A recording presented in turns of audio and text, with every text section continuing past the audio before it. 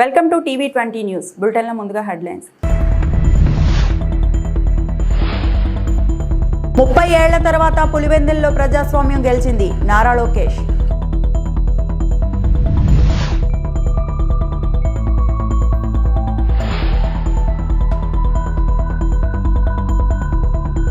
అమరావతిలో బసవతారకం క్యాన్సర్ ఆసుపత్రి నిర్మాణానికి బాలకృష్ణ శంకుస్థాపన.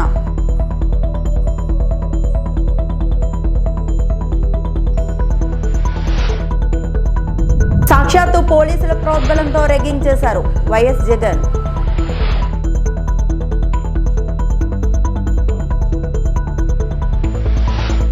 పులివెందుల్లో ప్రజాస్వామ్యం గెలిచిందని మంత్రి నారా లోకేష్ పేర్కొన్నారు.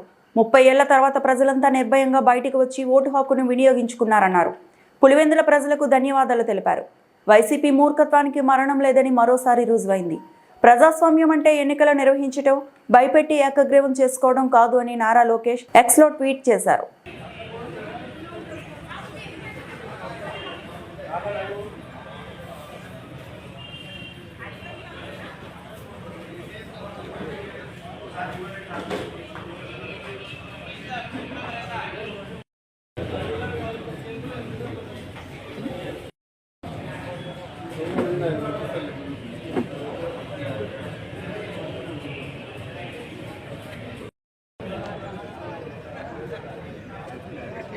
మన వాళ్ళు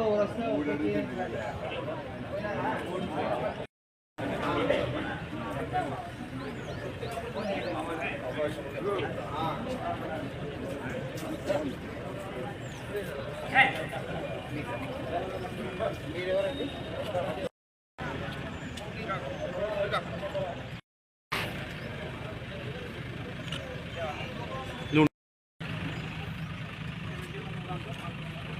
కార్యకర్తల సంక్షేమమే టీడీపీ ధ్యేయం. 100 రూపాయల టీడీపీ సభ్యత్వంతో ప్రమాద బీమా సొమ్ము 5 లక్షలు. పోడూరు మండలం కొమ్ము చిక్కాల గ్రామానికి చెందిన టీడీపీ కార్యకర్త కంచర్లపాటి సోమరాజు ప్రమాదవశాత్తు మృతి చెందడంతో కార్యకర్తల సంక్షేమ నిధి నుంచి 5 లక్షల ప్రమాద బీమా సొమ్మును మృతుని కుటుంబానికి అందజేయడం జరిగింది అని మంత్రి నిమ్మల రామానాయుడు చెప్పారు.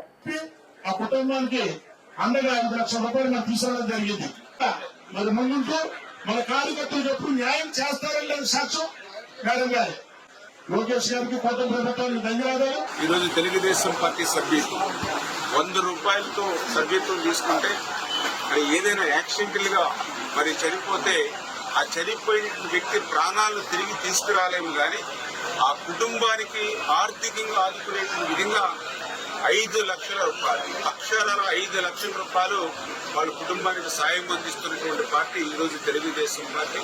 అందులో భాగంగానే కొమ్ము చిట్టాలకు సంబంధించినటువంటి కంచర్లపాటి సోమరాజు గారు ఆయన యాక్సిడెంట్ లో చనిపోతే ఆ 100 రూపాయల సభ్యత్వం ద్వారా 5 లక్షల రూపాయలు ఈరోజు ఆ కుటుంబానికి అందజేస్తున్నామని అంటే కార్యకర్తల సంక్షేమం పట్ల, కార్యకర్తల క్షేమం పట్ల తెలుగుదేశం పార్టీకి నిబద్ధతకు ఇదే ఒక నిదర్శనం అని చెప్పి తెలియజేసుకుంటూ ఇంత పెద్ద ఎత్తున 5 లక్షల రూపాయల మరి ఈవేళ ఆ కార్యకర్త కుటుంబానికి అందిస్తున్నటువంటి నారా లోకేష్ బాబు గారికి హృదయపూర్వకమైనటువంటి హైదరాబాద్ లో Basavatarakam Indo American cancer hospital research institute రాజధాని అమరావతిలో అత్యాధునిక క్యాన్సర్ కేర్ క్యాంపస్ ఏర్పాటు చేయనుంది.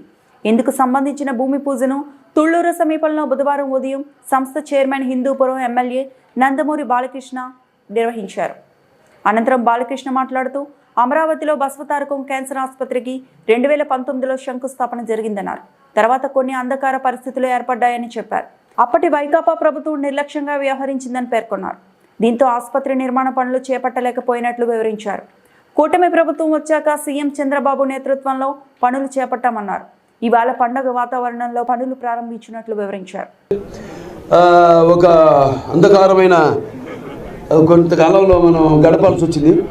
ఇక్కడ బేసిక్ అంటే మౌలిక సదుపాయాలు, కనీస మౌలిక సదుపాయాలు కూడా ఏమీ పట్టించుకోకుండా ప్రభుత్వం, ఆ తర్వాత ప్రభుత్వం నిర్లక్ష్యం చేయడం రాష్ట్రాన్ని. అలా ఇంత మంచి ఒక బ్రహ్మాండమైన హాస్పిటల్ ముందుకు వస్తే అసలు ఆరోగ్యం దేని గురించి కూడా ప్రజల గురించి పట్టించుకోకపోవడం వల్ల ఇలా ఆసుపత్రిని తాత్కాలికంగా ఆపాల్సి వచ్చింది. తర్వాత తిరిగి తెలుగుదేశం ప్రభుత్వం వచ్చింది.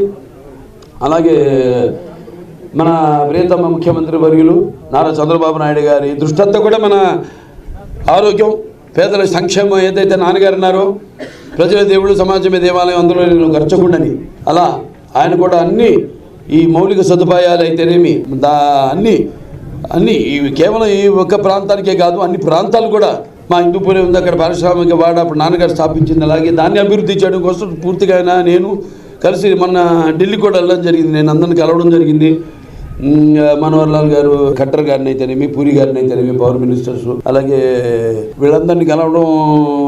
తర్వాత అక్కడ కూడా మేము వాళ్ళే మన ఆసుపత్రి గురించి చెప్పడం, తోచినంత మా వాళ్ళు కూడా సహాయ సహకారాలు. ఈ ఆసుపత్రి లాభాపేక్ష ఆసుపత్రి కాదు, తెలిసింది అందరికి. ఇది నో ప్రాఫిట్ నో లాస్, అంటే దాతల మీదే మేము ఆధారపడి ఉంటాం. నాకంటే ముందు పనిచేసిన వాళ్ళు ఎవరైతే ఉన్నారో, ఎవరైతే చైర్మన్స్ ఉన్నారో, లేకపోతే బోర్డు మెంబర్స్ ఉన్నారో, ముఖ్యంగా కోడెల శివప్రసాద్ గారిని ఈ సందర్భంగా తలుచుకోవాలి. ఆయన మొట్టమొదటి ఫౌండర్ చైర్మన్ ఈ ఆసుపత్రికి. దాని తర్వాత వెంకటేశ్వర్లు గారు, కాకతీయ సిమెంట్స్ జేఎస్ఆర్ ప్రసాద్ గారు మామగారు, ఆయన ఇచ్చిన ఆర్థిక సహాయం. అలాగే రాఘవరావు గారు, ఆయన వైఎస్ఆర్ జిల్లాలో పులివెందుల, ఒంటిమిట్ట జెడ్పీటీసీ స్థానాలకు మంగళవారం ఉప ఎన్నికలు జరిగిన సంగతి తెలిసిందే. నిన్న జరిగిన జెడ్పీటీసీ ఉప ఎన్నికల్లో అవకతవకలు జరిగాయని ఎన్నికల సంఘానికి కడప ఎంపీ వైఎస్ అవినాష్ రెడ్డి ఫిర్యాదు చేసిన విషయం తెలిసిందే. ఈ వ్యవహారంపై ఏపీ మాజీ సీఎం వైఎస్ జగన్ సంచలన వ్యాఖ్యలు చేశారు. జగన్ మాట్లాడుతూ రాష్ట్రంలో ప్రజాస్వామ్యం కనపడటం లేదు, ప్రజాస్వామ్యం లేని పరిస్థితుల్లో ఉంది అనటానికి నిన్న జరిగిన ఎన్నికలే ఉదాహరణ. రాష్ట్ర చరిత్రలో ఎప్పుడూ లేని విధంగా పార్టీకి సంబంధించిన ఏజెంట్లు లేకుండా ఎన్నికలు జరిపారు. 15 బూతుల్లో కూడా వైసీపీ ఏజెంట్లు లేరు. బూత్ దగ్గరకు కూడా వెళ్లలేని పరిస్థితి. సాక్షాత్తు పోలీసులు ప్రోద్బలంతో రెగ్గింగ్ చేశారు. మన రాష్ట్రంలో తప్ప దేశంలో ఎక్కడా ఇలా ఉండదు. ఏజెంట్లు లేకపోతే దొంగ ఓట్లు ఎవరు గుర్తిస్తారో? వచ్చిన వారిని గుర్తించడం, తనిఖీ చేయడం, సంబంధిత అధికారులకు ఫిర్యాదులు చేయడం పోలింగ్ ఏజెంట్ బాధ్యతలు ఉంటాయి. కాబట్టి ఏజెంట్లకు బూతుల్లో కూర్చునే హక్కు ఉంటుంది. పోలింగ్ ఏజెంట్ బూత్లోకి వెళ్ళగానే ఫారం 12 తీసుకొని వెళ్ళి ప్రెసిడెంట్ అధికారికి ఇస్తారు. మా ఏజెంట్ల దగ్గర నుంచి పోలీసులు, టీడీపీ వాళ్ళు లాక్కొని చింపివేశారు. అసలు ఏజెంట్లు లేకుండా ఎన్నికలు జరగడం నేను చూడలేదు అంటూ మండిపడ్డారు. రాష్ట్రంలో ప్రజాస్వామ్యం అన్నది కనపడడం లేదు. ప్రజాస్వామ్యం పూర్తిగా లేని పరిస్థితి రాష్ట్రంలో ఉంది అని చెప్పడానికి నిన్న జరిగిన ఎన్నికలే ప్రత్యక్ష ఉదాహరణ. నా పక్కన ఇటువైపున అటువైపున ఉన్న వాళ్ళు ఇద్దరు జెడ్పీటీసీ కంటెస్టెడ్ క్యాండిడేట్స్. నా కుడివైపున హేమంత్ పులివెందుల జెడ్పీటీసీ, పులివెందుల రూరల్ మండలానికి జెడ్పీటీసీ కంటెస్టెడ్ క్యాండిడేట్. ఇటుపక్కన సుబ్బారెడ్డి ఒంటిమిట్ట జెడ్పీటీసీ స్థానానికి కంటెస్టెడ్ క్యాండిడేట్. రాష్ట్రంలో ఇవాళ ఎలాంటి పరిస్థితులు ఉన్నాయి అని చెప్పడానికి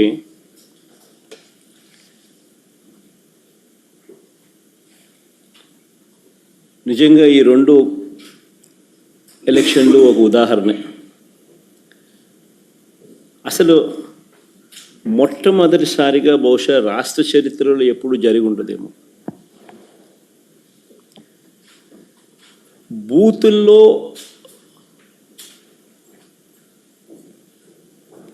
పార్టీకి సంబంధించిన ఏజెంట్ లేకుండా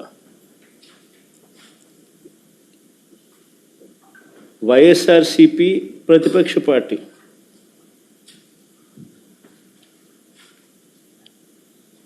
పులివెందుల రూరల్లో జరిగిన జెడ్పీటీసీ స్థానానికి జరిగిన ఎన్నికల్లో 15 బూతుల్లో ఉన్న 15 బూతులకు ఎన్నిక జరిగి రూరల్ మండలంలో 10,600 ఓట్లకు సంబంధించిన ఎన్నిక.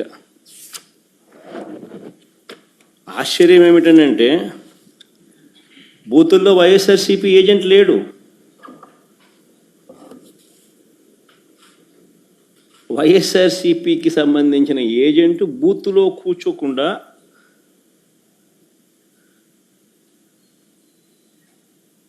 బూత్ దగ్గరికే మనిషి పోలేని పరిస్థితిలో బూత్లో ఏజెంటే లేకుండా ఎన్నికలు రిగ్గింగ్ చేసినారు. సాక్షాత్తు పోలీసుల సమక్షంలో పోలీసుల ప్రోద్బలంతో బూతులోకి వెళ్ళే ఏజెంట్ల ఫాములను వీళ్ళే తీసేసుకొని చింపేసుకొని బూతులోకి ఏజెంటే పోని పరిస్థితిలో ఎన్నికలు నిర్వహించామని చెప్పుకుంటా ఉన్న ప్రజాస్వామ్యం మన రాష్ట్రంలో బహుశా మన దేశంలో ఎక్కడ ఉండదేమో, ఒక్క మన రాష్ట్రంలో తప్ప.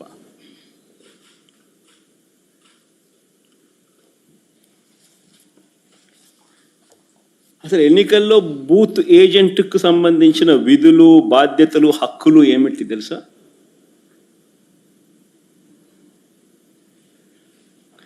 అసలు ఓటర్లే లేక దొంగ ఓటర్లను గుర్తించడం ఎవరు చేస్తారు? ఏజెంటే చేయాలి. పోలింగ్ ఏజెంటే చేయాలి. బూత్లో ఉన్న పోలింగ్ ఏజెంటే ఆయనకు సంబంధించిన విధులు, బాధ్యతలు, హక్కులు ఏమిటి అని అంటే అసలు ఓటర్లా లేక దొంగ ఓటర్లా అని గుర్తించడం, ఓటర్ల జాబితాను తనిఖీ చేయడం, అక్రమాలు, బెదిరింపులు, ప్రలోభాలు పెట్టడాలు, ఫేక్ ఓటర్లు ఉంటే వాటిపై అక్కడే ఉన్న ప్రిసీడింగ్ అధికారికి వెంటనే చెప్పి వాటిపై ఫిర్యాదులను అధికారికంగా నమోదు చేయడం, ఇవన్నీ పోలింగ్ ఏజెంట్ బాధ్యతలు. ఇవే వివరాలు పార్టీకి కూడా తెలియజేయడం.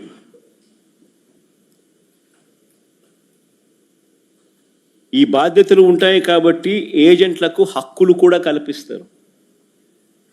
వారు ఖచ్చితంగా బూత్లో కూర్చునే హక్కు, ఓటర్ల జాబితాను తనిఖీ చేసే హక్కు, అభ్యంతరాలు తెలియజేసే హక్కు, పోలింగ్ రికార్డులను పరిశీలించే హక్కు, కౌంటింగ్ వరకు కూడా దీనికి సంబంధించిన సమాచారాన్ని పొందే హక్కు, ఇవన్నీ కూడా ఏజెంట్లకు ఉంటాయి. పులివెందుల్లో ఈ రోజు జరుగుతున్న రీపోలింగ్ కు వైఎస్ఆర్సీపీ బహిష్కరిస్తున్నట్టు ఎంపీ అవినాష్ రెడ్డి ప్రకటించారు. చంద్రబాబు ప్రభుత్వం ఆపరేషన్ రిగ్గింగ్ చాలా గొప్పగా చేశారని మండిపడ్డారు. పులివెందుల్లో ఒక కొత్త సంస్కృతికి చంద్రబాబు తెరలేపారు. ఇదే పరిస్థితి భవిష్యత్తులో చాలా చోట్ల చేయవచ్చు. ప్రజాస్వామ్యాన్ని కాపాడాల్సిన బాధ్యత ఎన్నిక కమిషన్పై ఉంది అంటూ ఘాటు విమర్శలు చేశారు. కడప ఎంపీ వైఎస్ అవినాష్ రెడ్డి తాజాగా మీడియాతో మాట్లాడుతూ నిన్న జరిగిన పులివెందుల జెడ్పీటీసీ ఎన్నికలు ఎలా జరిగాయో రాష్ట్రం మొత్తం చూశారు. టీడీపీ వారు ఎలా బూత్లో ఆక్రమించారో అందరికీ తెలుసు. ఈ రోజు తెల్లవారుజామున 2 గంటలకు కేవలం 2 బూత్లలో మాత్రమే రీపోలింగ్ ప్రకటించారు. మేము స్పష్టంగా 15 బూత్లలో రీపోలింగ్ జరగాలని, కేంద్ర బలగాలతో ఎన్నికలు జరపాలని మేము కోరాం. చేయడానికి వచ్చిన ఓటర్ దగ్గర ఓటర్ స్లిప్స్ లాక్కొని వాళ్ళే లోపలికి వెళ్ళి దొంగ ఓటు వేయడము, ఏ రకంగా ఈ తంతంతా నడిచిందో జరిగిందో నిన్నంతా మనం చూసినాం. మరి ఈరోజు నిన్న మిడ్నైట్ అంటే అర్లీ అవర్స్లో ఉదయం 2 గంటల పైచిలుకు సమయంలో రీపోలింగ్ పేరుతో ఒక ప్రొసీడింగ్ ఇష్యూ అయింది. ఆ రీపోలింగ్ కేవలం 2 బూతుల్లో మాత్రమే, అచ్చివిల్లి అండ్ కొత్తపల్లి, ఈ 2 బూతుల్లో మాత్రమే రీపోలింగ్ అని చెప్పి మేము ఎన్నికల కమిషన్ను చాలా స్పష్టంగా అడిగాం. 15 బూతుల్లో రీపోలింగ్ జరపాల్సిందే, కేంద్ర బలగాలతో మీరు మళ్ళీ రీపోలింగ్ ఈ బైపోల్ కండక్ట్ చేయాల్సిందే అని చెప్పి ఎన్నికల కమిషన్ అడిగినాం అండ్ కోర్టును కూడా ఆశ్రయిస్తూ ఉన్నాం. కేవలం కంటి తుడుపు చర్యగా దొంగోట్లు పడినాయి ఆ 2 చోట్ల అని చెప్పి రీపోల్ కండక్ట్ చేయడం అనేది ఎన్నికల కమిషను కోర్టుకు చెప్పడానికి ఒక కారణంగా చూపించేదానికే పెట్టినట్టు మాకు అనిపిస్తూ ఉంది. దీంట్లో ఎటువంటి శాంక్టిటీ లేదు. ఎందుకంటే ఇట్ ఈస్ క్రిస్టల్ క్లియర్. 15కు 15 బూతుల్లో మొత్తం పడినవన్నీ కూడా దొంగ ఓట్లే.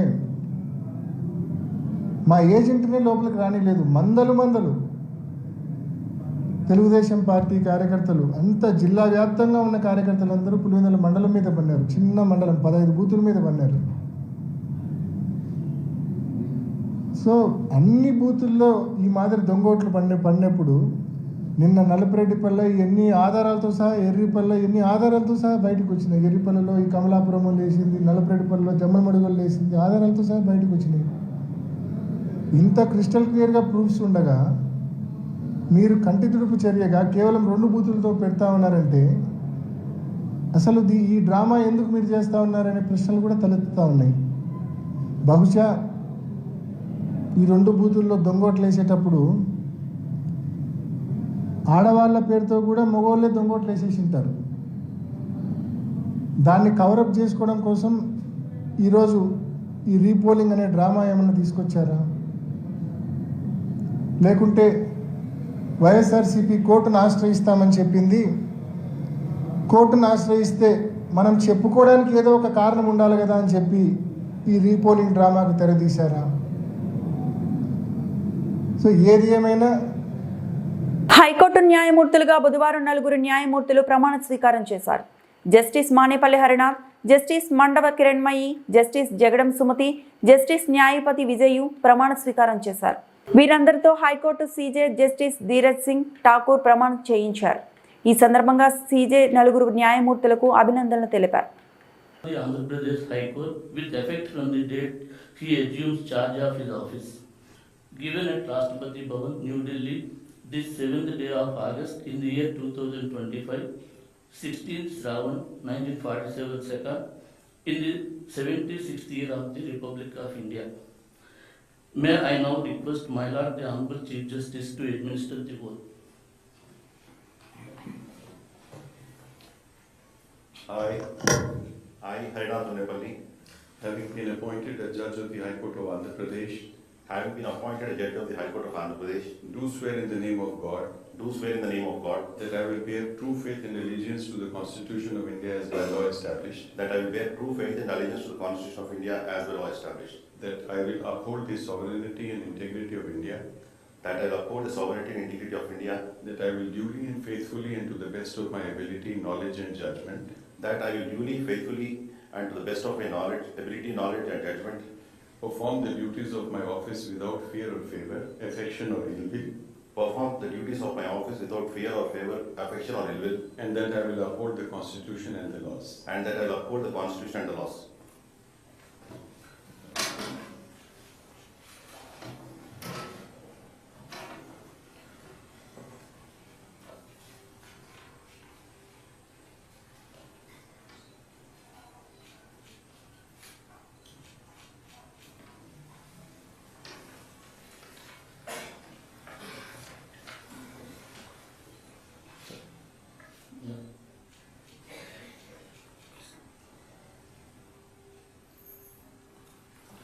With the permission of my Lord the Honorable the Chief Justice, I request Honorable Sri Justice Harinath Manepalli to occupy his Lordship's chair.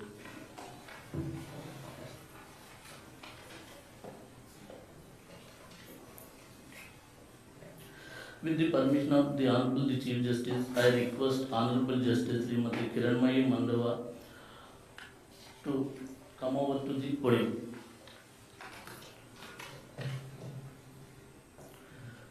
With the permission of my Lord the Honorable the Chief Justice, I read out the warrant of appointment issued by Her Excellency the President of India appointing Srimati Justice Kiranmai Mandava alias Kiranmai Kanapati to be a judge of High Court of Andhra Pradesh.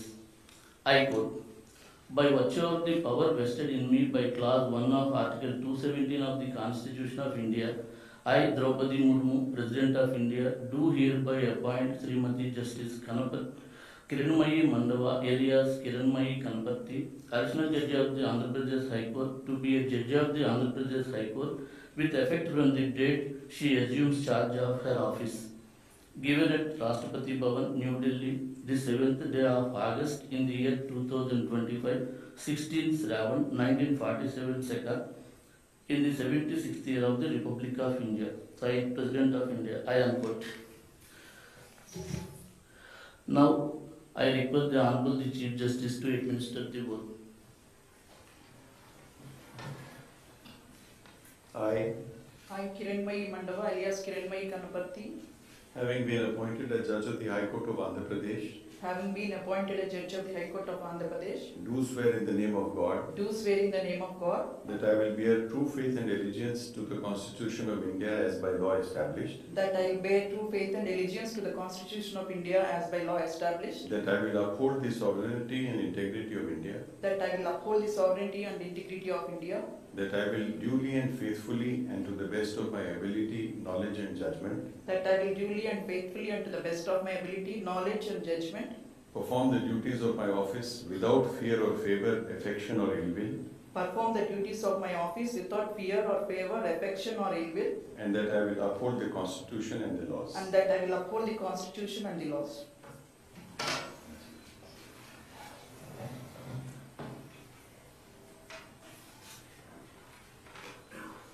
ఎగువ ప్రాంతాల్లో కురుస్తున్న వర్షాలతో ప్రకాశం బ్యారేజీకి భారీగా వరద వచ్చి చేరుతోంది. ఈ ఉదయానికి 2 లక్షల క్యూసెక్కుల వరద నీరు వచ్చి చేరుతుంది. సాయంత్రానికి 3 లక్షల క్యూసెక్కులకు పెరిగే అవకాశం ఉందని జలవనరుల శాఖ అధికారులు చెప్పారు.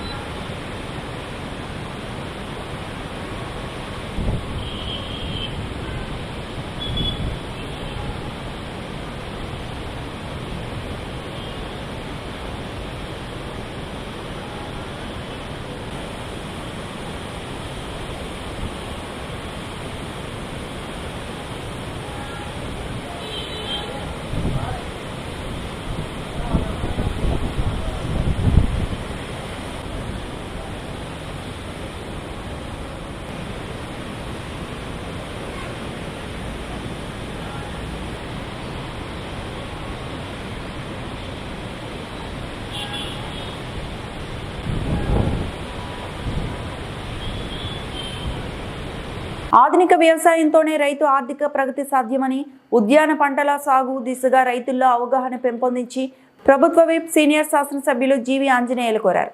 మంగళవారం ఏనుగుపాలెం రోడ్డులో వ్యవసాయ మార్కెట్ యార్డులో జరిగిన ఫెర్టిలైజర్ డీలర్లు, సహకార సంఘాల సీఈఓల సమావేశానికి ఆయన ముఖ్య అతిథిగా హాజరై మాట్లాడారు.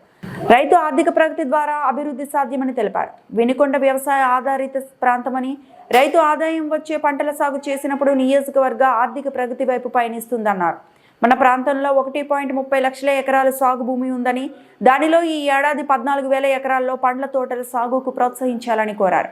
పండ్ల తోటల సాగుతో ఎకరాకు ₹1,00,000 ఆదాయం పొందవచ్చని, ఉద్యాన సాగు పంటలకు ప్రభుత్వం డ్రిప్ ఇరిగేషన్ మరియు రాయితీలు అందిస్తోంది. రైతు ఆర్థిక ప్రగతికి బాటలు వేసేందుకు ఈ నెల 19వ తేదీన వినుకొండ మార్కెట్ యార్డులో మెగా కిసాన్ మేళా జరుగుతుందని, ఆధునిక వ్యవసాయం ఆర్థిక ప్రగతి అనే అంశంపై రైతులకు అవగాహన సదస్సు జరుగుతుందని, ఈ కార్యక్రమంలో పలువురు ప్రజాప్రతినిధులు, జిల్లా కలెక్టర్, వ్యవసాయ, ఉద్యానవన శాఖలతో పాటు వివిధ శాఖల జిల్లా అధికారులు పాల్గొంటారని తెలిపారు. అగ్రికల్చరు, హార్టికల్చరు డిపార్ట్మెంట్ల అధికారులందరూ కూడా, యంత్రాంగం అంతా కూడా ఇక్కడ రైతు మేళా, కిసాన్ మేళా పెద్ద ఎత్తున జరుగుతూ ఉంది. మెగా కిసాన్ మేళా, ఈ మెగా రైతు మేళాకు వేలాది మంది రైతాంగం వస్తున్నారు.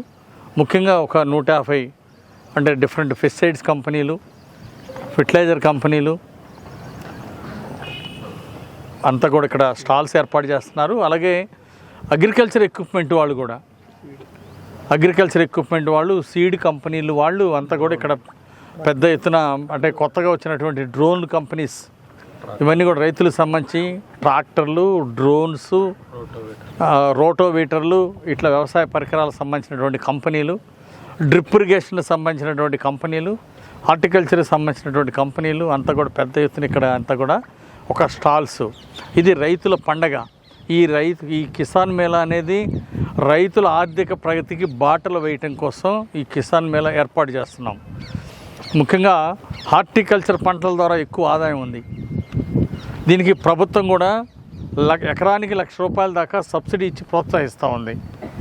సో ఈ అవకాశాన్ని రైతు సోదరులందరూ కూడా ఉపయోగించుకొని భవిష్యత్తులో ఎకరానికి ₹1,00,000 ఆదాయం సంపాదించాలనే లక్ష్యంతో ఈరోజు ఇలాంటి రైతు మెగా మేళాలు ఏర్పాటు చేస్తున్నాం. ఇప్పుడు డ్రిప్ ఇరిగేషన్ ఇచ్చిన, మైక్రో న్యూట్రియంట్స్ ఉచితంగా ఇచ్చిన, ఇవన్నీ కూడా రైతుల ఆర్థిక ప్రగతికి బాటలు వేయడానికి కోసం ఏర్పాటు చేశాం. అందుకోసం అచ్చెన్నాయుడు గారు, మంత్రి గారు వస్తున్నారు. అట్లాగే మన జీడీసీసీ బ్యాంక్ చైర్మన్ మక్కన గారు, అందరూ కూడా, మన ఎంపీ శ్రీకృష్ణదేవరాయలు గారు, అందరూ కూడా అచ్చెన్నాయుడు గారితో పాటు 2-3 మంత్రులు, అట్లాగే మన జిల్లా అధికారులు అందరూ కూడా పాల్గొంటారు. ఇది ప్రభుత్వం తరఫున రైతాంగాన్ని అన్ని రకాల వాళ్ళకు అవగాహన కల్పించడం కోసం డ్రిప్ ఇరిగేషను, ఆధునిక వ్యవసాయం, ఆర్థిక ప్రగతి, ఈ అంశం మీద రైతులకు ఒక అవగాహన పెంచడం కోసం ఈరోజు ఈ రైతు మేళాని పెద్ద ఎత్తున. ఈ వార్తలు ఇంతటితో సమాప్తం.